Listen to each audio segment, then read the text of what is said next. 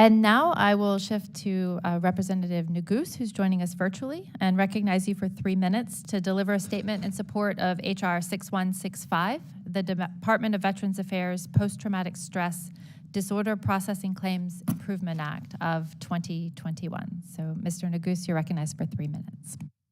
Well, thank you, Madam Chairwoman, and thank you to the ranking member. I'm honored to be able to come and speak with you all today about H.R. 6165. As you said, Madam Chairwoman, the Department of VA Post-Traumatic Stress Disorder Processing Claims Improvement Act of 2021, legislation that would improve the VA's PTSD claims processing training to ensure that veterans have access to care and compensation.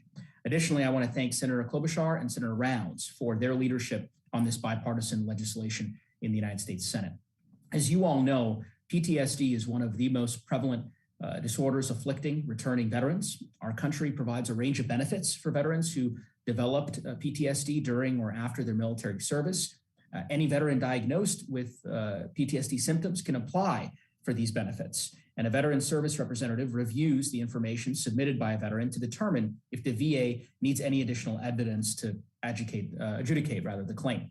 A December 2020 report from the Office of the Inspector General estimated that more than 15% of PTSD disability claims were inaccurately processed.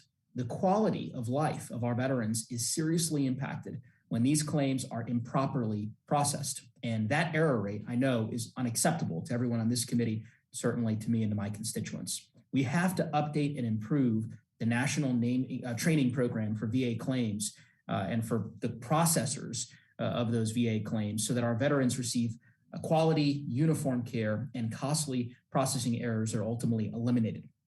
Our veterans have sacrificed much for our country, and we need to repay the service that they have provided by providing quality benefits that meet their unique needs. The VA estimates that about 15 out of every 100 Iraq and Afghanistan veterans have been diagnosed with potential symptoms of PTSD.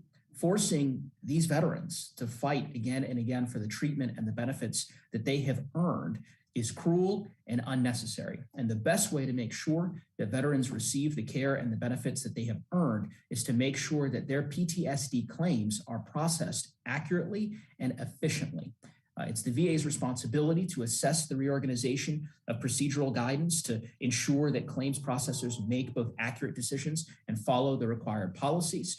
In addition to improving the national training program, this legislation would annually update the VA's guidance to provide claims processors with better resources by analyzing the current error trends. Congress has to pass this bipartisan, bicameral legislation, in my view, to improve the training of the VA personnel responsible for processing disability claims to ensure benefits are being correctly determined. I want to say thank you again to the chairwoman for her leadership and for giving us this opportunity to present today about this incredibly important piece of legislation, and would certainly urge my colleagues to support H.R. 6165 and to help us get this done. And with that, Madam Chair, I yield back.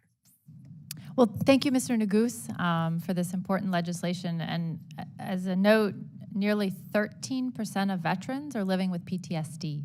So it really is essential that the VA is doing everything they can to ensure that veterans are given fair ratings and that they take the impact of this disorder into account and consideration in disability claims. So thank you for your work on this very important issue that affects so many of our veterans.